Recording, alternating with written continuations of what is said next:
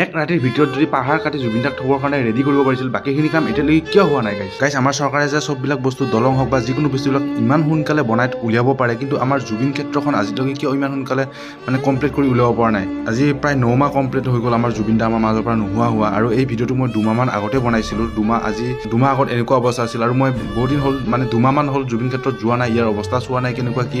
ৱালৰ কাম আৰম্ভ হৈ আছিল, ৱালৰ কাম চলি আছিল, কিন্তু মই যোৱা টাইমত এইখিনি কাম চলি আছিল, মানে ৱালৰ কাম চলি আছিল। বাকী বস্তুবিলাকতো বহুত জল্দি হয় গাইছ, চৰকাৰী বস্তুবিলাক দলং হওক বা যিকোনো বস্তুবিলাক বনাওঁতে বহুত জল্দি হয়, কিন্তু আমাৰ এই জুবিন ক্ষেত্ৰখন ৱালৰ কামেই এতিয়ালৈকে কমপ্লিট হৈ উঠা নাই।